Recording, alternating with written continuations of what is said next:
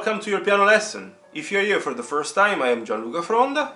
If you want to discover interesting facts about me, you can watch the introduction video of the channel. I'm leaving the link in the description below. If you are interested in the content of my channel, don't forget to subscribe. I'm aiming to publish 2 weekly tutorials. Now let's dive into the lesson. This is the second lesson about arpeggios, and today I want to talk about G major and obviously play it for you.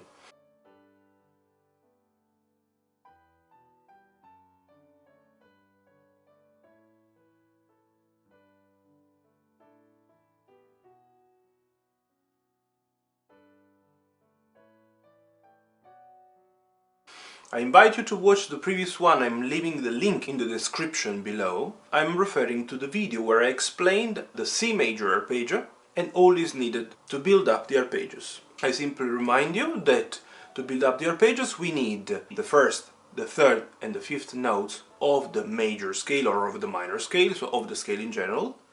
And for the arpeggios, pay attention, starting from white keys. For the right hand, we always use 1, 2, 3 in terms of fingers. 1, 2, 3, and then we pass as soon as we have to extend the length from 1 octave to 2 octaves. When it's 1 octave, we end with a little finger, but you will see. And for the left hand, we use, for arpeggios starting from white keys, either 5, 4, 2, and then 1 when it's more than 1 octave, or 5, 3, 2. But these cases will be discussed step by step. I said in the previous video that the left hand has to be intended in this way. 5, 4 or 3, so they are optional, but there is a reason why we use 4 or 3, at least for me. And then the second finger. What I say is that the fourth is needed when there is just one white key in between the first note and the second note.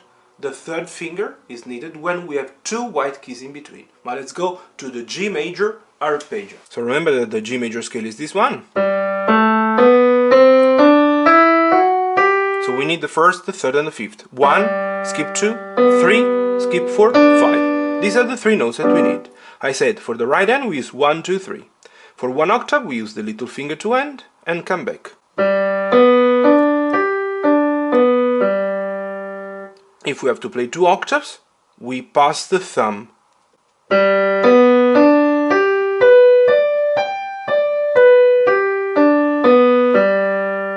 Talking about the left hand, I said we can use either 4 or 3 for the second note.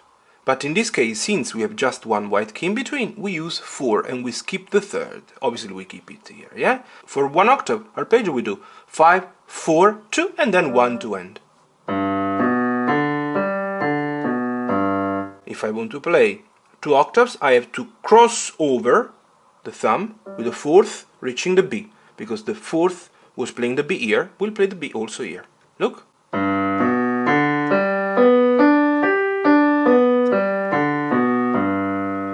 For G major arpeggio, 1 octave ends together.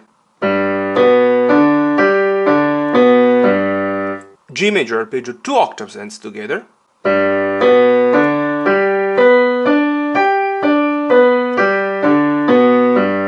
As mentioned in the previous tutorial, you have to really practice the thumb passage for the right.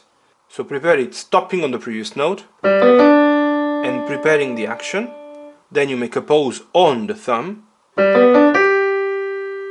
Then you can even make a pause on the following one. So study first of all, pause on the previous note. Pause on the thumb. And even more, pause on the following. This is a very powerful method that helps you. You can do the same on the left. Obviously here we have first of all to work the crossing over the thumb. So we stop before the crossing. We stop after crossing.